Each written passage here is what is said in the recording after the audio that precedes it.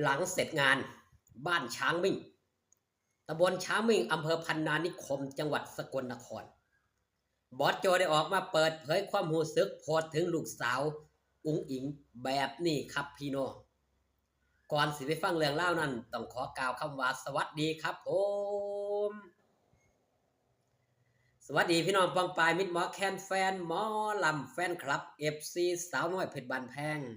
แฟนคลับ FC ลาดหน่อยอุ้งอิงสู้ขู่สู้คนเด้อครับเด้อมาพอมาพบกันในเวลาตอนนี้ครับ18:43 นาทีครับพี่น้องตกค่ำย่ำเย็นมือนี่เป็นมือพักมือเศร้าของเหล่าบรรดาศิลปินทีมงานสาวน้อยเพชรบ้านแพงเป็นมือเดินทางเนาะไปพักอยู่ทางด่านอำเภอบ้านกรวดจังหวัดบุรีรัมย์เป็นสนามโรงเรียนหนองไม้งามถ้าจำบ่ผิดนะพี่น้องโรงเรียนบ้านหนองไม้งามอำเภอบ้านกรวดจังหวัดบุรีรัมย์บางส่วนก็ได้ไปพักไปเศร้ามองหันแล้วบางส่วนกับเดินทางไปมืออื่นเนาะอย่างเช่นลาน้อยอุ้งอิงก็กลับไปพักผ่อนอยู่บ้านอยู่ซองจังหวัดศรีสะเกษมาว่าฮอดจอถึงเรื่องราวของบอสโจครับ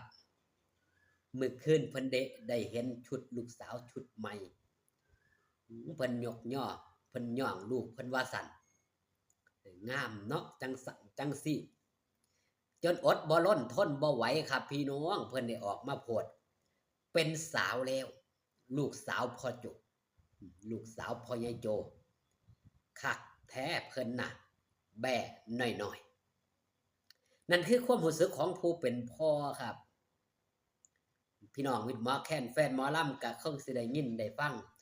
สำหรับฉายาบ่ว่าลาน้อยอุ้งอิงบ่ว่าบอสโจหลายคนตั้งฉายาไปน้ำกันครับพ่อลูกคู่บุญพ่อลูกคู่บารมีเฮาสิเห็น2คนนี้ถ้าพ้อกันพบกันยามใดมันก็สิมีแต่เรื่องให้มิตรหมอแคนแฟนหมอลำได้ยิ้มในหัวบ่ว่าจะไปไหว้ขอพรบางทีบางครั้งพ่อก็ลีลาลูกก็แย่ใส่บางเทื่อก็สร้างคอนเทนต์ร่วมกันเพื่อหยังครับเพื่อให้มิตรหมอแคนแฟนหมอลำนี่ได้เบิ่งได้แย่งในสิ่งที่มันมีความสุขบอสโจได้เว้าอยู่อย่างสม่ำเสมอว่าหลาน้อยอุ้งอิงคือฟ้าส่งลงมาฟ้าประทานหลาน้อยอุ้งอิงลงมาให้สาวน้อยเพชรบ้านแพงปฏิเสธบ่ได้ครับว่าสาวน้อยเพชรบ้านแพงมีชื่อมีเสียงมีเจ้าภาพเจ้าการเจ้างานนี่ส่วนหนึ่งมาจากหลาน้อยอุ้งอิงครับถ้าบ่มีหลาน้อยอุ้งอิง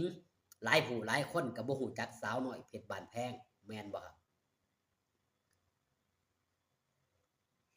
สิว่าบอสโจเป็นผู้เฮ็ดบอสโจเป็นผู้ปั้นแม่นครับ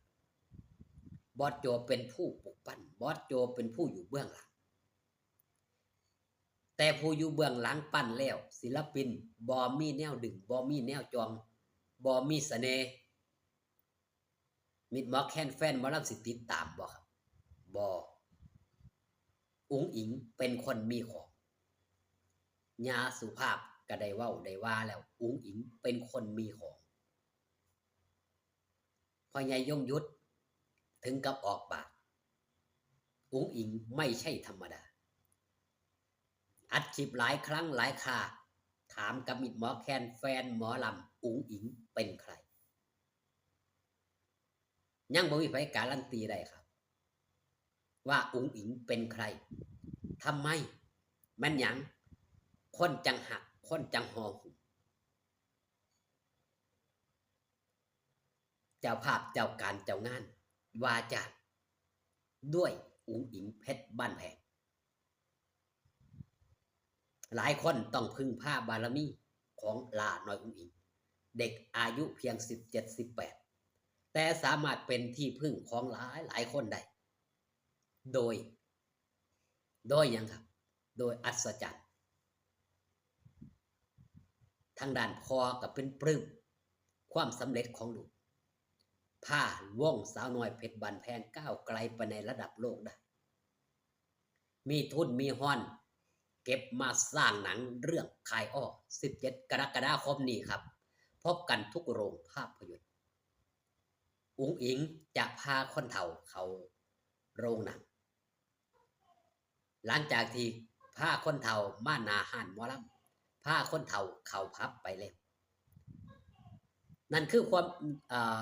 ามในอกในใจครับส่วนหนึ่งของบอสโจที่มีให้ต่อหลาน้อยอุ๋งอิงด้วยความปราบปลื้มด้วยความยินดีด้วยความปิติบอสโจไม่เคยเสียน้ำตาให้ใครแต่บอสโจมาร้องไห้เพราะอุ๋งอิงห้องไห้เพราะยังครับร้องไห้เพราะความสำเร็จห้องไห้ด้วยความดีอกดีใจที่ได้ปั้นเด็กหน่อยคนหนึ่งขึ้นมาแล้วเขาไป